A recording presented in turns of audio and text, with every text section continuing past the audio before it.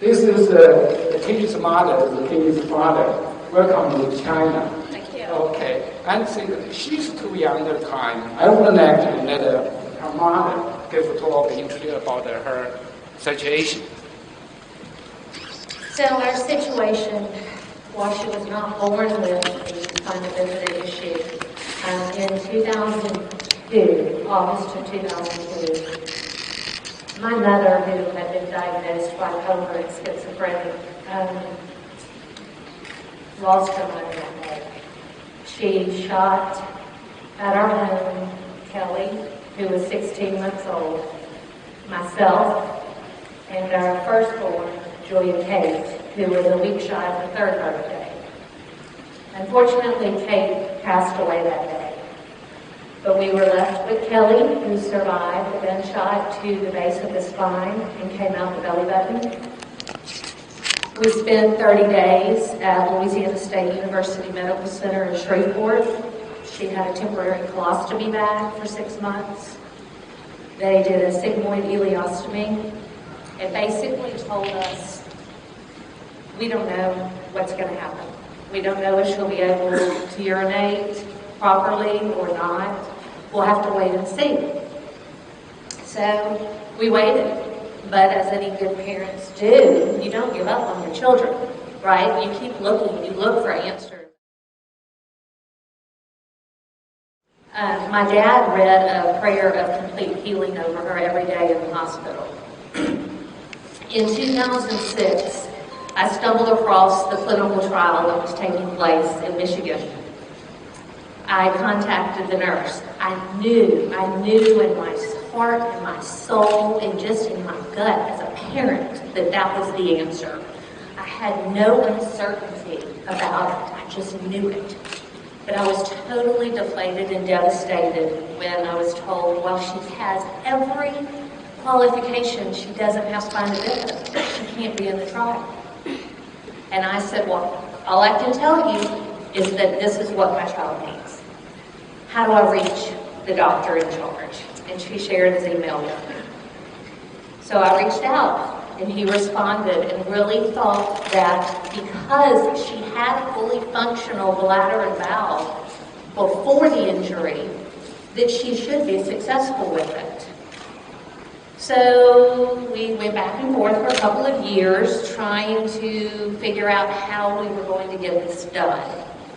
And we really wanted it done in our hometown so that we had our support of family and friends. We went and visited with the local neurosurgeon there and took him all the information that I had collected. Everything that had your name on it with Google, I printed. And we approached him with it and we said, please just look at this, investigate it. Tell us if you'll be willing to help with the surgery. And he told us that he was very doubtful because it's gunshot damage. It's permanent. The velocity, the heat of the bullet, it just is irreversible.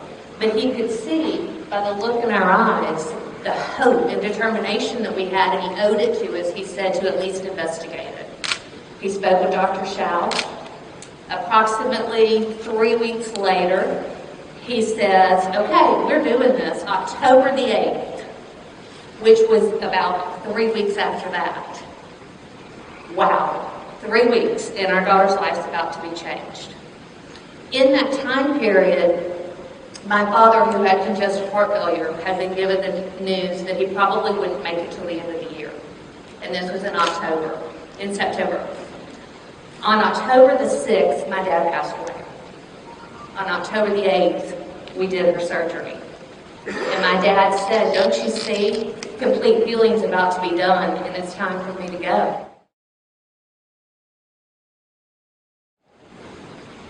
So God has been through this whole thing and it's what gave us our strength. Along with Dr. Xiao, by showing her that things can be reversed. Everything doesn't have to be permanent. About 5 months after the surgery, I remember Dr. Xiao said, I have no idea what to tell you. I don't know what to expect. We've never done this before on a child like this, on any child other than spina bifida. So you're going to have to let us know how it goes, the progress. About 5 months after that, Kelly one day says to me, "Mom, I feel a tickle in my tummy." And I thought, tickle? Oh my God, she's never been potty trained. Maybe she has to go to the bathroom. And so that began our potty train. We got a watch that went off every 20 minutes because she was in school. She was self-tapping 4 or 5 times a day at school, wearing pull-ups because there was no control. She has developed into such a wonderful young lady. She's headed to school to be a veterinarian. Is our plan, her plan. And we just can't thank you enough. You have totally changed her life and ours. Thank you. It's real more than welcome.